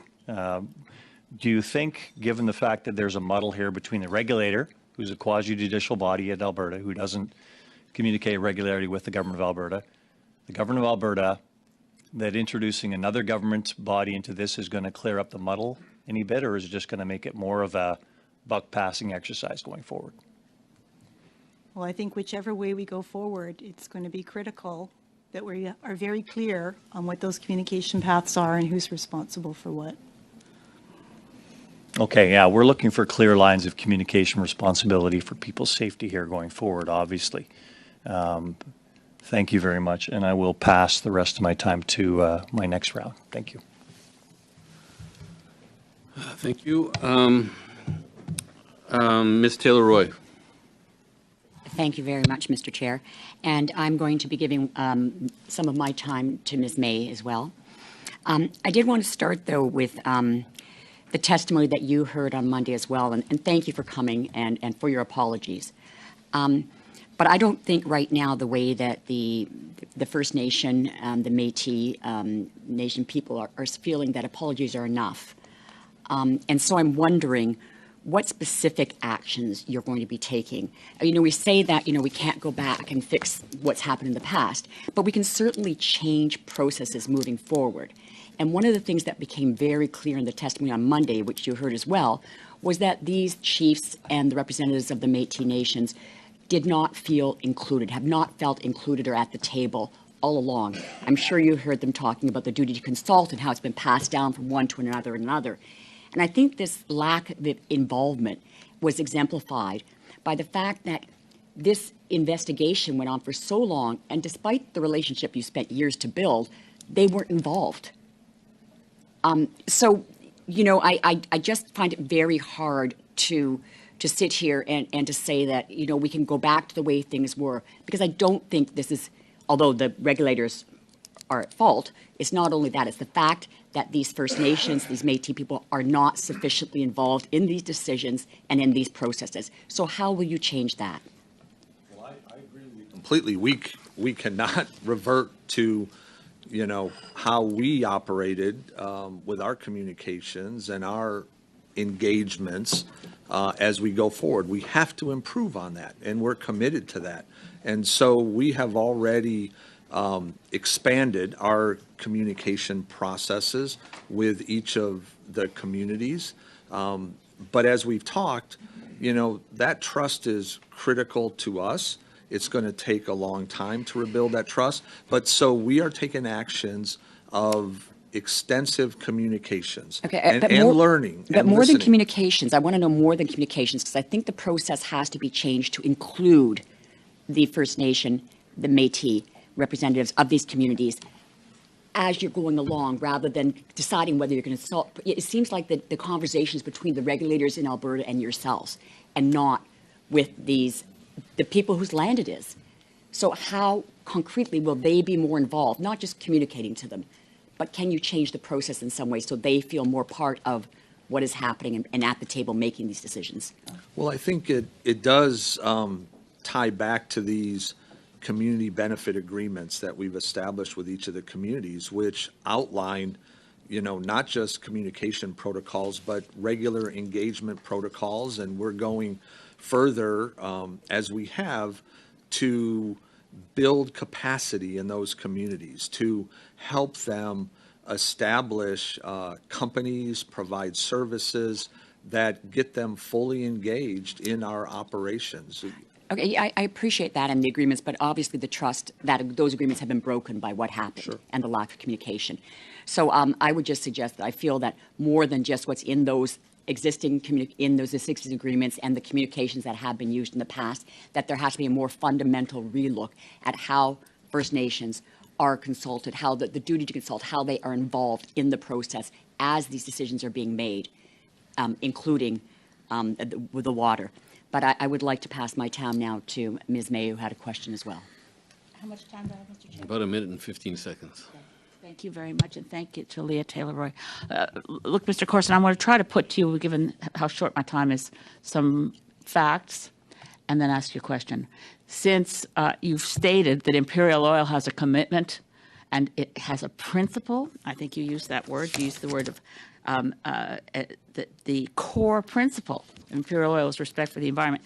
I put to you that Imperial Oil and its parent company Exxon were some of the most prominent companies in the fossil fuel sector, denying that climate change was a problem. Your predecessor, Robert Peterson, CEO till 2002, continued to say carbon dioxide was good for the environment. We've known since 2006 that Indigenous peoples living near your operations and the whole oil sands sector have had elevated levels of rare and fatal cancers. We've known that since 2006. And since 2008, the first published scientific papers that the toxic materials from the tailings ponds were getting into the Athabasca River. So this is not new information. The corporate record of your company is one, and of your industry, is one that doesn't reflect any kind of principle of respect for the environment or human health. Chief Takaro here Monday, and you heard him say it, said the sector, and I suppose the regulator as well, has put profits ahead of people. So I just have one question. How do you sleep at night? That's a... That's a question. It's a question, but I'm not expecting an expansive answer because we're well over time. But maybe, I don't know, Mr. Corson, take 10 seconds to answer that. Well, Mr. Chair, I mean, I take these situations very seriously. We have work to do here. I am committed to ensuring this sort of incident does not happen again. I want to improve our trust with these communities. And more broadly, I am proud of what the company is doing as it relates more broadly to the impacts of climate change. We are a founding member of the Pathways for Net Zero Alliance in the oil sands. And we're going to continue that endeavor to support Canada's commitment to net zero by 2050. You give some of your new salary to Greenpeace. We're going into the last round. In order to land on time, I'm going to reduce everyone's time by 25% proportionately. So is Ms. Goodrich? No, Mr. Couric, for 4 minutes, please. Thank you, Chair. An extra minute also, Mr. Chair. I'll do it this time, but I'm not going to be in the habit of banking people's time. It's a little too complicated for somebody like me to handle. Okay. So go ahead, Mr. Curry. Thank you, Chair. I have a number of questions that I'm going to try and get to, but just to clarify so that we're crystal clear, the the communities in which that were affected, has there been an impact on the quality of their drinking water related to what happened at Kearl? Just so that question can be clearly answered. So Mr. Corson, no. And just to be clear as well, there's been extensive testing to ensure that has been the case. Correct. Okay. Thank you. Just wanted to make sure that I know it's been talked about in somewhat of a roundabout way. Just want to make sure that that was very clear. Mr. Corson, I mentioned before the area that I represent. You know, it's several hundred kilometers south of where these areas are, but the impact benefit agreements that are signed with many First Nations and Métis groups in the area, they were referenced in the meeting on Monday. There's not much detail in terms of what was provided, and I think there's some reasons for that. Sometimes are those Métis versus First Nations that are under Section 35 of the Constitution. I'm just curious if you can outline a little bit about the engagement with First Nations and ensuring that there are benefits to them and their people and the individuals that are in the area in terms of what happens with development with regards to Imperial Oil. Yeah, thanks for the question. I'm going to ask Helga to respond to that because she is directly involved in establishing those benefit agreements. Well, I can't speak to the content of the agreements themselves because they are confidential business arrangements.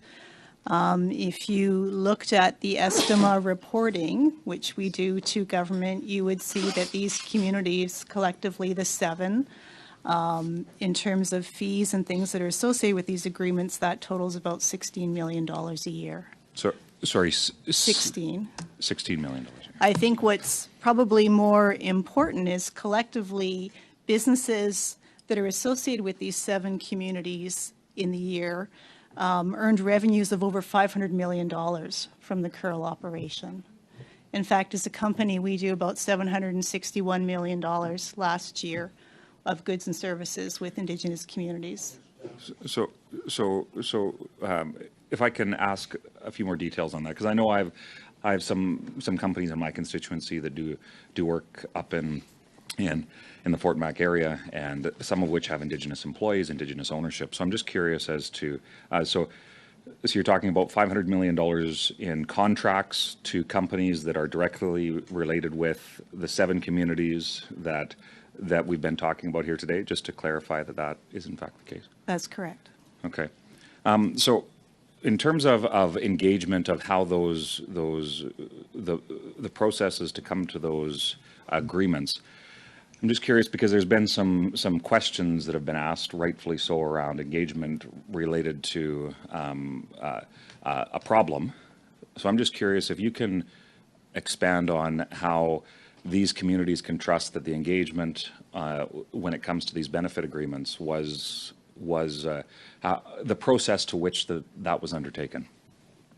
Briefly, please.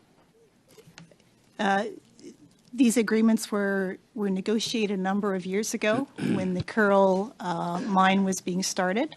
At that time, they are really meant to codify the way we work together, the way we engage, the way we consult. They set a structure for how we meet, how often we meet, the content of those meetings. So it includes environment, discussions, consultation, business development. Thanks. We'll go to Mr. Weiler for 4 minutes, please. Thank you, Mr. Chair. Just move into it here. Can you confirm to this committee that there was no communication with the Alberta government beyond the independent Alberta Energy Regulator regarding the seepage prior to the environmental protection order? I don't have that information directly. I know we fulfilled all of our required reporting obligations with the Alberta government. I guess I would have to defer to my colleagues here if there's knowledge about anything specific to the Alberta government beyond the regulator. I'm not sure. I'm not aware of any. Thank you. During the review process for the Kearl mine, it was recognized, and we talked about it today, that there's a higher permeability in the proposed area for the external tailings area and that the seepage could impact surface waters.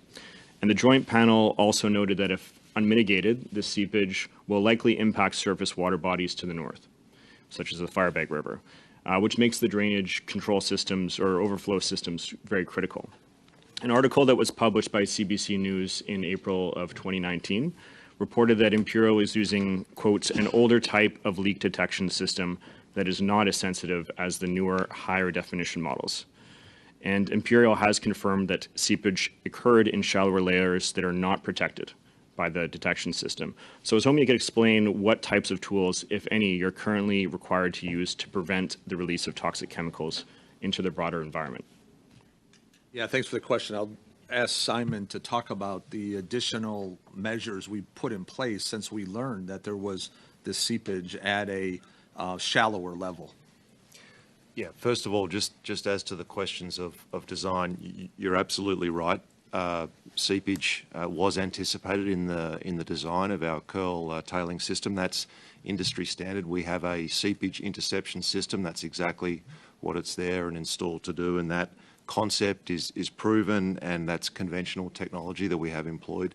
The question around monitoring, the way we're doing that is through monitoring wells and measuring and detecting the seepage, and that it was always intended that the seepage interception system would evolve and adapt as the monitoring dictated. What we've done, I think it's been mentioned a couple of times now, we've installed over 140 new monitoring and interception wells. We now have pumping at all of the 4 isolated locations where we detected the seepage. So the seepage is now being mitigated, and we've installed over 400 metres of trenching to also help intercept the seepage. But these are very industry standard and proven technologies that we're employing. Thank you. And in your reporting to this, you mentioned that there was both like a mechanical failure as well as a process failure that took place here. And so my question is, how often is the external tailings area checked by staff? Yeah, I'll let Simon continue with the discussion. What that refers to, though, is the drainage pond overflow incident, and maybe describe that. Yeah, so the failures that you describe relate to the drainage pond that overflowed, and I want to be absolutely crystal clear. I made the same comment recently.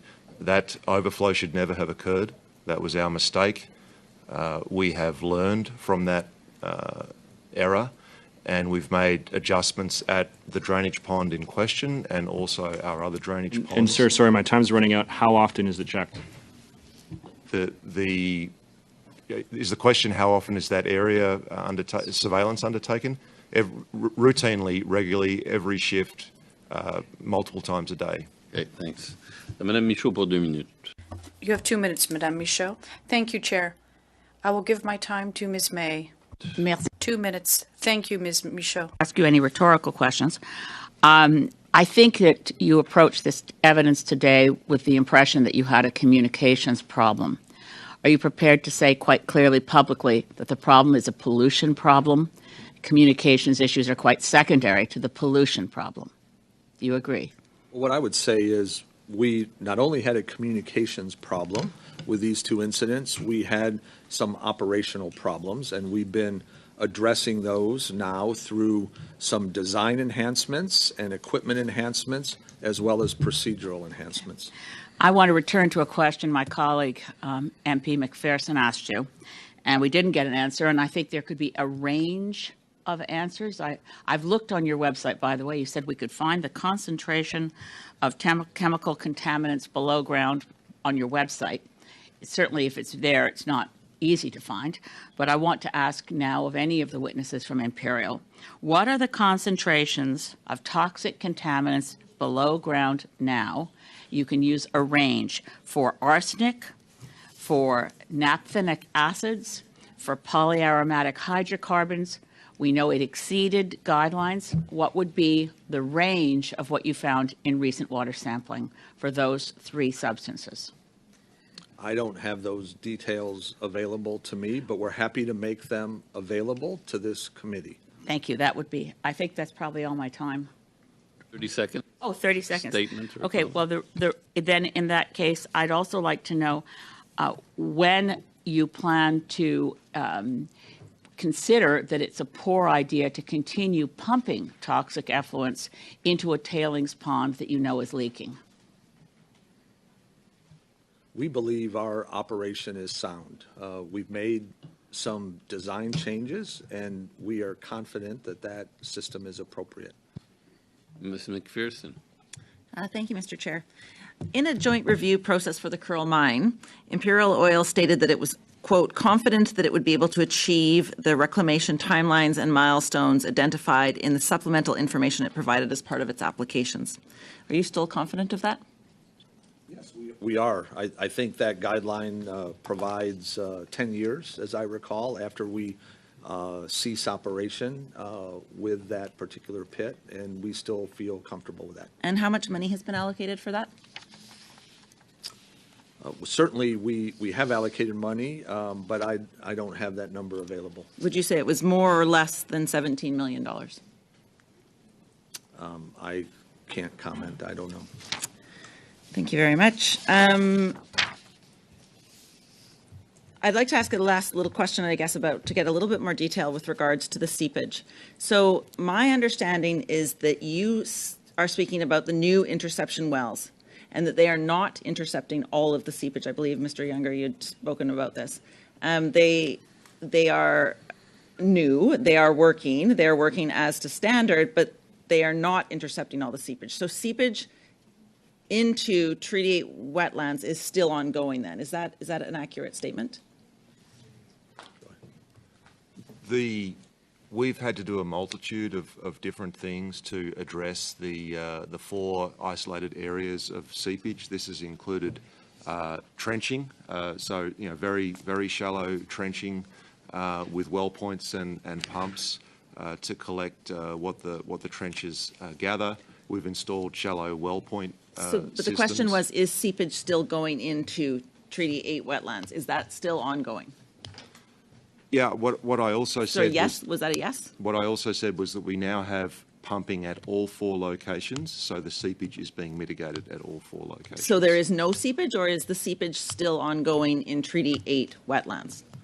We've now intercepted all the seepage, and what I would say is our monitoring, extensive monitoring, now needs to prove that to us. Thank you. So you can't confirm that because you still have not completed the monitoring, is that correct? No, the monitoring is ongoing and continuous, and now that as this moves forward, we'll want to confirm that that remains the case. Thank you. Monsieur Deltel. Mr. Deltel. Thank you very much, Chair. Mr. Carson, thank you, and others, thank you very much for your testimony today. The fact that we have the big boss of Imperial Oil here today shows the importance that this company gives to this strategy, and also the importance of this major issue that your company is generating. You really recognized your responsibilities and you apologized. It's a step in the right direction. You probably heard a few days ago the testimony of the Indigenous chief who came here. It was very touching. Why? Because he was the first victim of this situation. The fact that you came here to answer our questions from parliamentarians is a step in the right direction. And you know more than anyone else that to rebuild and the credibility and trust that people will have in you, you will need concrete action. You have to make sure that you're a partner and not just an observer of the situation. And people in Fort McMurray and around suffered from this situation. And therefore, I will let my colleague speak who represents these people here in the House. Gérald, merci beaucoup. Thank you very much. So I guess I have some questions because with trust, part of the issue has been where was the accountability? And so I have a question for you guys, and I'm just wondering, I'm hoping you'll be able to answer it. Has there been any internal disciplinary action taken as a direct result of the failures at Kearl Lake? Our focus to date has been solely on fixing and addressing the impact of the seepage and of the drainage overflow, rebuilding trust with the communication processes. We haven't been focused on, internal blame and responsibility. We are conducting our own internal investigations, and we will deal with that appropriately. But the focus has been very much on the external incident that's occurred and making sure that that's our priority to address that. That's fair, and I appreciate hearing that, and I think that's important to make sure that we're focusing on what happened and how to prevent it. Will at some point there be conversations and space around internal discipline? Because clearly there were multiple internal failures. Well, certainly there will be conversation. I can't comment or speculate on what the outcome of those conversations will be until we complete all of our internal processes. But those conversations will occur.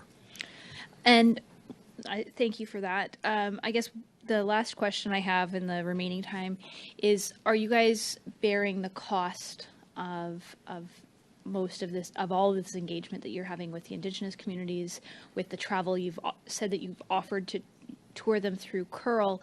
Are you covering the cost? Because Kearl is not an easy place to get to. Yeah, I might ask Helga to comment on that, because again, it ties back to, many of our agreements that are in place. And, certainly we want to be supportive of the communities. Yeah, absolutely. We are covering the cost. Can you repeat that again, just so that it's on the record? Yes, we are covering the costs. Yeah. Thank you, and merci beaucoup. I'd also like to thank our chair. Parfait. Alors, Perfect.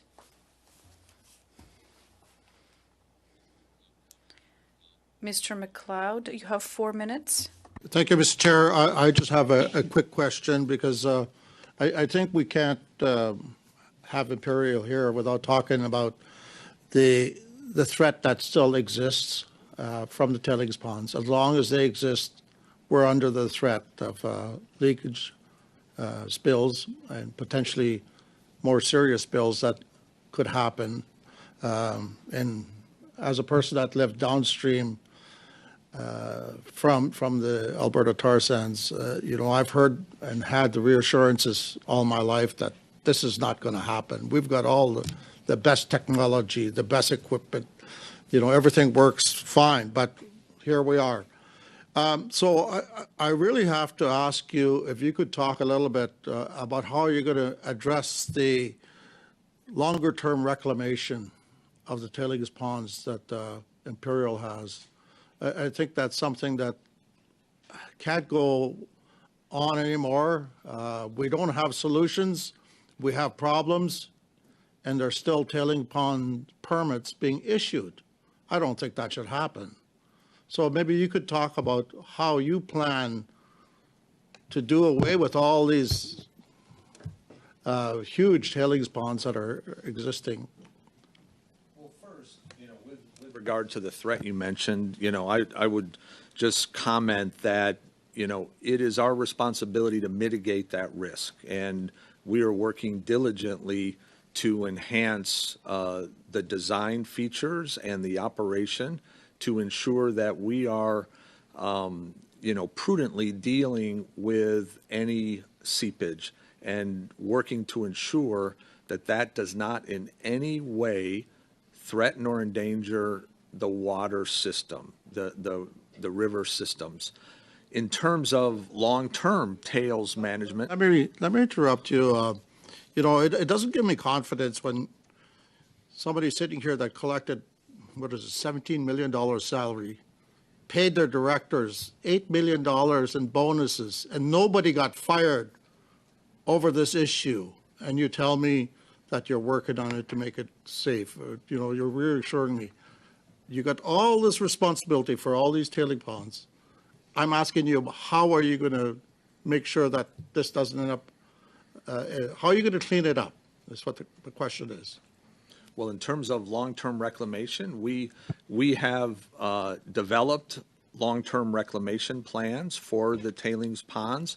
They're the subject of regulatory requirements, and we're obligated to provide updates to those every year. We believe we have a very responsible plan to deal with those tailing ponds at the end of their life so that we can reclaim them and return that land to a natural ecosystem.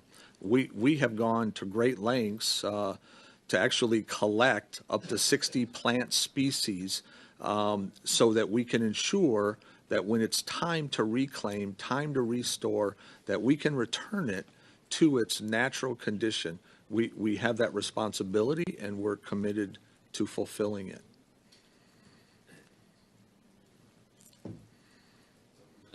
Taylor-Roy? Yes, I just wanted to add, you mentioned that you had invited the communities in the area to come and see the pond. I think it would actually be a great idea, and maybe something we can discuss later, for this committee to go and meet with you there and to see what's going on. Clearly, this is a very, very serious situation, and one where the surrounding Métis and First Nations people have been hugely impacted.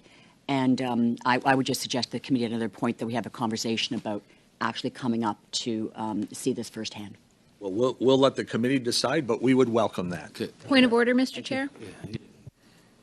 As the Member of Parliament for Fort McMurray Cold Lake, I would like to officially welcome every single one of the members here to come up to Fort McMurray. I would love to take you for a tour and show you my hometown and the amazing industry that supports Canada's economy. Thank you very much, everyone. We are at the end of our meeting for today. I'd like to underscore that our witnesses did table documents at the beginning of this meeting. Documents, if I'm not mistaken, are about communications around this incident that we are examining. So I'd just like to thank Mr. Corson, Ms. Shield, Mr. Younger for accepting our invitation today to appear, and I wish you a happy return back to Alberta. Thank you very much.